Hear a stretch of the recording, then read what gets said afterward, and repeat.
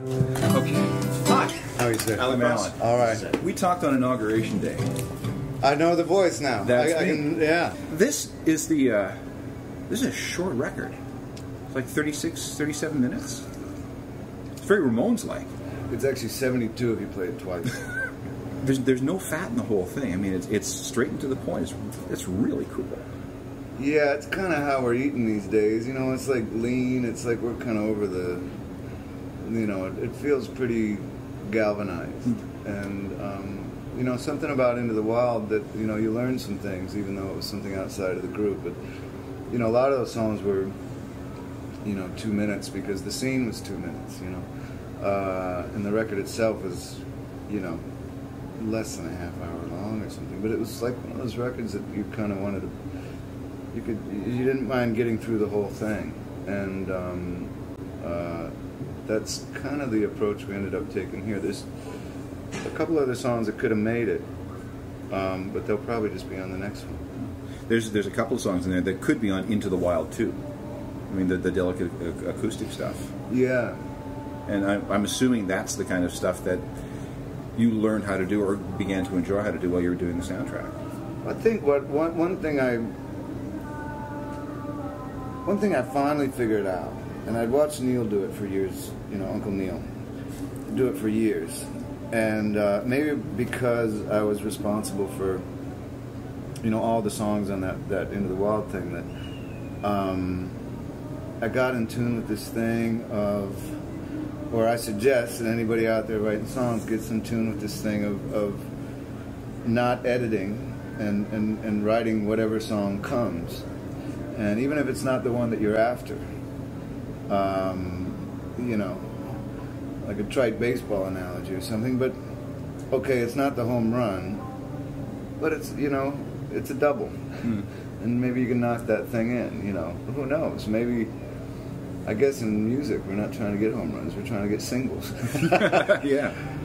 But it's, so in that way, it wasn't just a philosophy, it was actually something that I could put into practice, which was, you know, writing quickly and getting whatever comes, because these little bits of inspiration and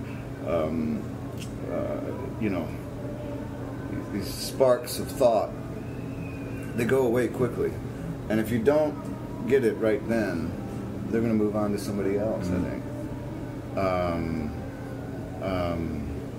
You know, and Neil always captures them, which is, you know, why we don't get any of the ones that sat on Neil's shoulder. When we spoke on Inauguration Day, you were really excited and happy and optimistic about your new president. Do you actually have a portrait hanging in your house of Obama? It's the Shepherd Ferry poster thing. Okay. Yeah. And then The Fixer comes out. And you know what? That's the most optimistic, happiest song I think I've heard from you in ever. Is there a correlation? I probably told you that day, so I shouldn't repeat it. But it was different writing in the Obama era. It just so happened that the first night I got a lot of the instrumentals that the guys had worked on, because they did a little session without me, which was great. And they what they offered was kind of more complete songs, as opposed to kind of a riff here and there, and that it, you know, it wasn't as linear as some of the stuff that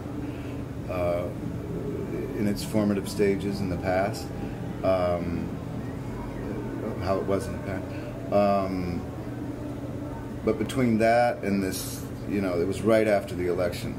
When I first got the first tape, it was right after the election, and it was a different time. It felt different, and maybe it was just because, you know, half of what was in the songwriting atmosphere was based on politics and fighting against something.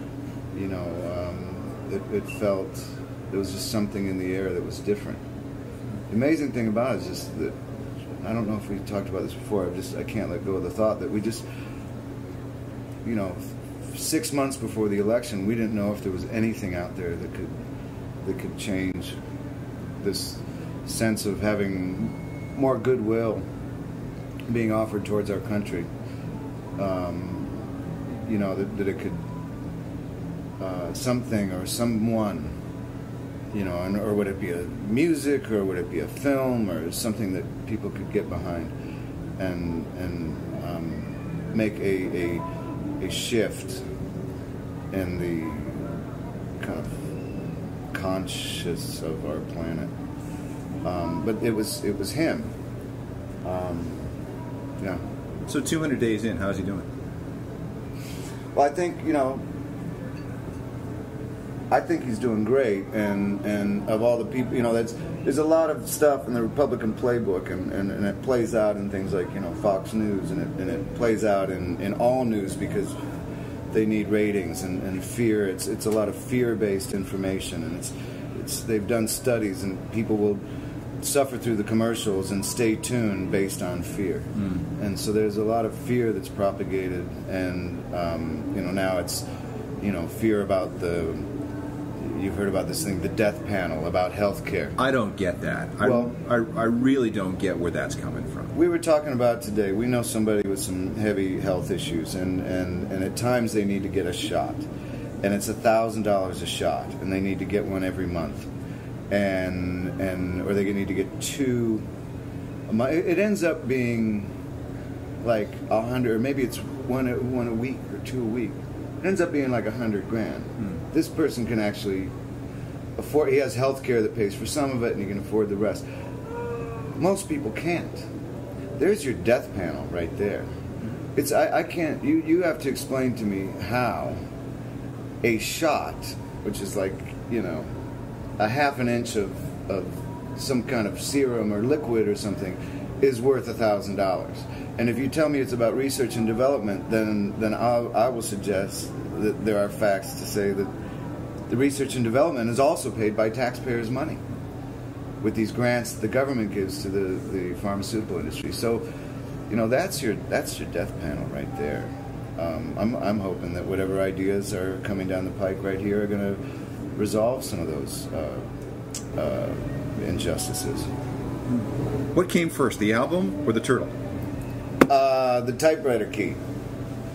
It was the typewriter key, and then came the turtle, and then came the record.